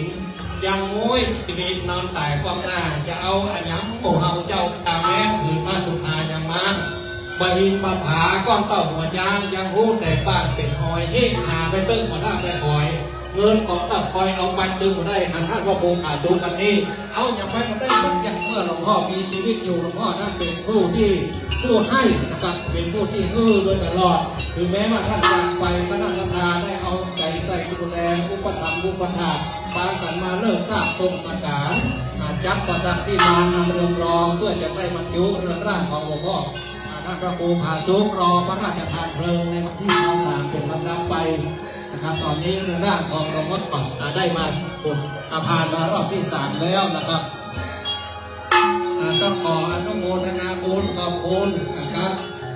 คณะที่ได้ช่วยยกขึ้นจูงเรือนร่างของหลวงพ่อนะครับเวรเข้าในประสาทเอาสถานมาจุกันที่หน้าประสาทมาจนมดมวลทำไมได้รอส่งหลวงพ่อขึ้นประสาทแก้ววิมานคำเราจะได้บรรดาน้อยพร้อมกันครั้งหนึ่งการส่งพระลงก่อนมาได้ไปอย่างเพื่อจะสะดวกในการยกร่างหลวงพ่อขึ้นสะอาดบนประสาททีมงานของกศนพี่หลานเด็กช่วยกันพอกันนึ่ง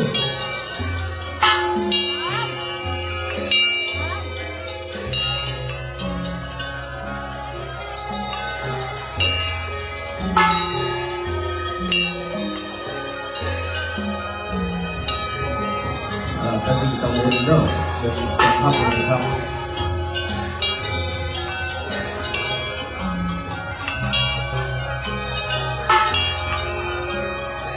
พออยู่กันบนกับฝากปากกระบาลด้วยกับฝากปากกระบาลด้วยกับฝากปากกระบาลด้วยมือไหลออกไงตะบนด้วยฝาเรื่องฝาลงเรื่องนะดึงไปดึงฝาลงไปดึงอีก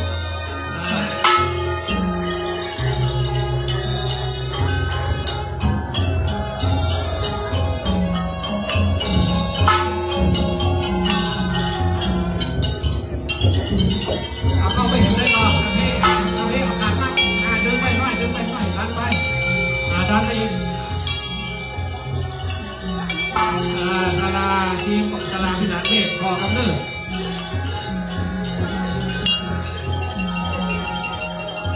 ขอบคุณทีเล็กไฟเลิศนะครับคณะสัตยาเล็กไฟกระทบที่ไว้นะครับ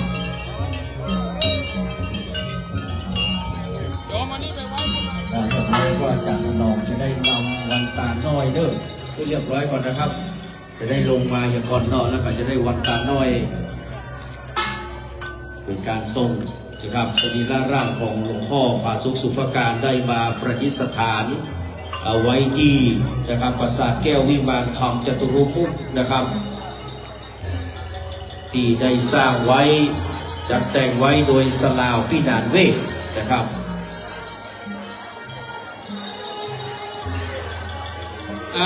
ปอดน้อยปอดหนาปอดอาจารย์วัดเมืองลำมาเพ่วัดที่หน้าประสาทนี่เลยไปส่งมาหลวงพ่อด้วยครับไปเรื่อยนะครับหลวงพ่อถ้าเปิ้ลนั่งมาได้เพื่อนนั่งเก้าอี้เลยครับอาคารอาสาธาคนเฒ่าคนแก่ติดจองของวัดเมืองลังเนอมานาเมหน้าประสาทเนอมาดับก่อนเนอมาปูเขาได้หงได้หามกันเนอครับ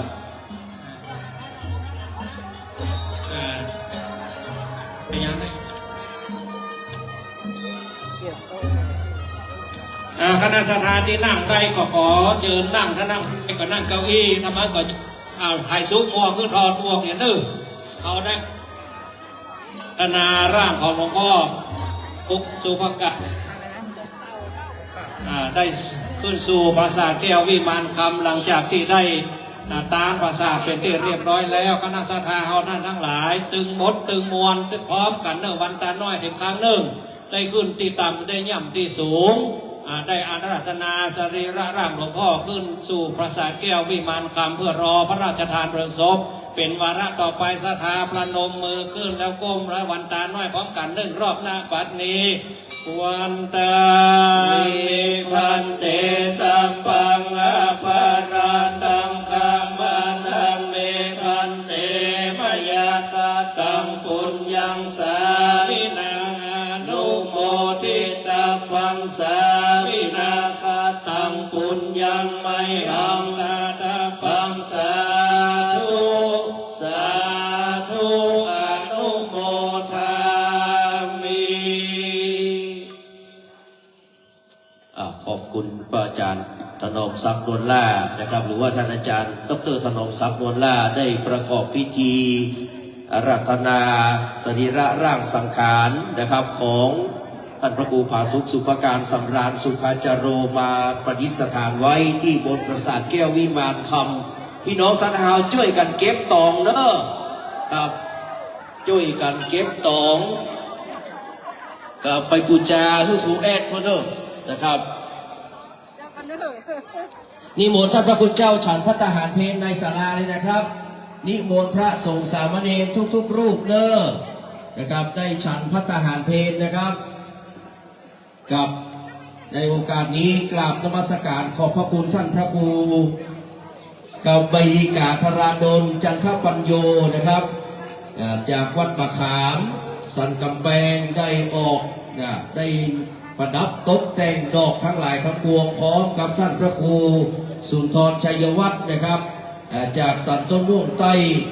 ได้ถวายดอกไม้ทั้งหมดทั้งมวลบูชาคุณของท่านพระครูผาสุขสุภการนะครับพี่น้องศรัทธาเฮาคนนี้ก็มาพอนะครับจะควรจะเอาผ้าเพดานขึ้นแล้วนะครับแต่เพื่อจะได้อธิบายความหมายของคำว่าผ้าเพดานนี้มาจากใดนะครับกราบนมัสการขอบพระคุณท่านอาจารย์พระมหาอำนวยปัญญาวชิโรด็อกเตอร์นะครับกับตองนี้เอาไว้ข้างอุโบสถก่อนเนอนะครับอย่าไปขนออกไปนะครับเอาไปไว้ข้างอุโบสถก่อนนะครับแล้วค่อยขนออกไปเอาไว้ให้เป็นตี้เป็นตางก่อนนะครับท่านอาจารย์มหาอำนวยหอบสังเกตตั้งแต่แรกเริ่มเดิมทีนะครับจนครบจำนวนพระสงฆ์เจ้าพร้อมกับลูกศิษย์ลูกหาศรัทธาทุกคนทุกท่านนะครับแล้วก็ขอบพระคุณนมัสการขอบพระคุณเจ้าคณะตำบลช้างเผือกที่ได้มาบันทึกภาพโดยนิ้วทองคำนะครับเทพทองคำนะครับ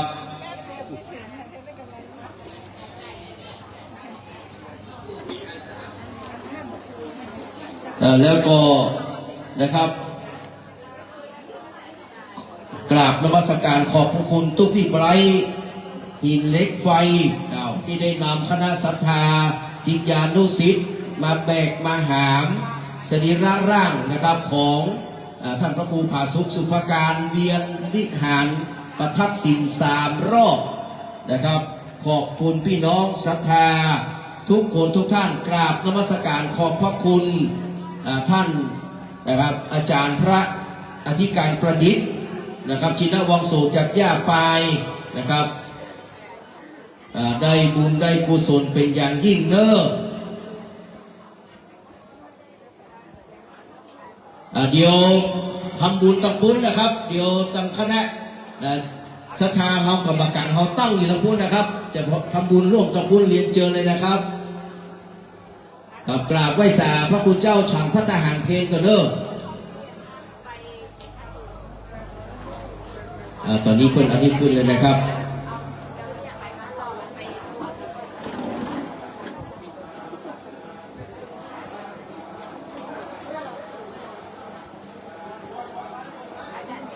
พี่น้องศรัทธาเอาเดินศรัทธาวัดเมืองหลังเดี๋ยวเก็บต่อไปไว้หลังวัดนอกกำแพงเลยนะครับเดี๋ยวเทศบาลเพื่อจะมาเอารถมาใส่ไปนะครับขอบพระคุณครับกับท่านสดทประดิษฐ์อยู่นี่ละประสิทธิ์อยู่นี่ละนะครับเอาว่าผ้าเพดานท่านพระครูประภัสสรนิรันดร์บอกว่าเอาที่เลยเหรอครับกับไหว้สาพระคุณเจ้าได้ฉันพระทหารเพลงกันทุกที่ไว้ฉันเพลงกันเนอะนะครับพิจูสามเณร แล้วจากนั้นก็จะได้เรียนรู้ปู่เสือพี่น้องศรัทธาวัดบ้านเฮาเนอร์ทุกคนทุกท่านและพี่น้องศรัทธาที่ได้มาร่วมงานในวันนี้ก็เป็นประวัติศาสตร์นะครับขอบคุณท่านอาจารย์แล้วก็นางอาจารย์ถนอม ว่าโหเจอเยอะว่าไม่ นะค เย รับ อะ ลุงถนอมทรัพย์นวลล่านะครับดรถนอมทรัพย์นวลล่าที่ได้มาประกอบพิธีสำเร็จรุ่ร่วงสมบูรณ์แบบนะครับท่านอาจารย์ชัยฤทธิ์บอกว่าขอเรียนเชิญคณะกรรมการวัดเมืองลังทุกท่านได้มาบันทึกภาพที่หน้าปราสาทแก้ววิมานคำจตุมุกนั่นนะครับจตุรมุกเนาะสวยสดงดงามเป็นอย่างยิ่งบันทึกไว้ก่อนนะครับต้องไม่ยิงถึงหัวใจเนอะกับเรียนเชิญเลยครับพี่น้องคณะกรรมการวัดเมืองลังนะครับและก็ที่ปรึกษาทุกท่านนะครับกับเรียนเชิญเลยครับมาบันทึกภาพกันเนอะกลับมาบันทึกภาพกับท่านอาจารย์ชัยฤทธิ์ประธานกรรมการนะครับและประธานวินัทนะครับกับเรียนเชิญเลยนะครับท่านอาจารย์อาทิตย์เนาะนะครับเรียนเชิญพี่น้องสภาเฮาเนอร์นะครับวันนี้เทพชัตเตอร์นะครับในนามของคณะสงฆ์ตำบลช้างเผือกปัตตันหลวงพ่อพระครูสมุจตุทิพย์ฉันทโกหรือว่าหลวงพ่อครูบาพอใจนะครับก็ได้บัญชามาเนื่อ2 วันคือวันนี้กับวันที่23นะครับคนที่เตียวไปเตียวมานี่ไม่ใช่ไผ่นะครับพี่น้องตัวนั้นพวกกับมาแห่คือพวกครูสมบูรณ์กับนั่นแหละนะครับแต่ว่าท่านอาจารย์เอสนะครับครูเอสเนาะพานุทัศน์อภิชนาคงนะครับเจ้าของป่าเบื่อเนาะเจ้าของเพลงป่าเบื่อได้ทำลายเพลงนะครับทีมงานสลาเวทนะครับได้นำผ้าเทดานนะครับบ้านของท่านลังกานะครับขึ้นไปสู่ยอดบนยอดปราสาทเรียบร้อยนะครับอยู่ใน4 เสาก็คือธาตุทั้ง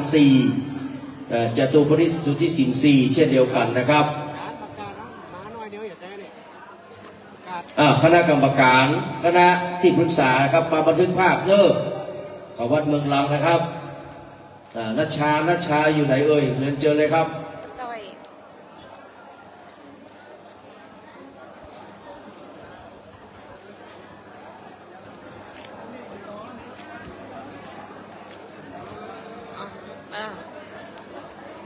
ย้ำมาตรงนี้หน่อยครับ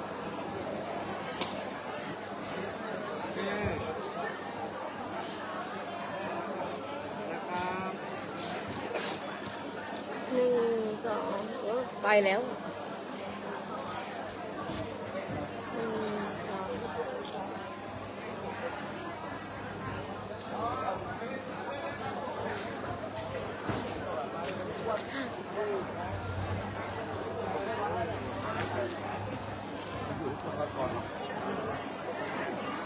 เอาแมสออกเนี่ยเอาแมสออกเห็นเนอะ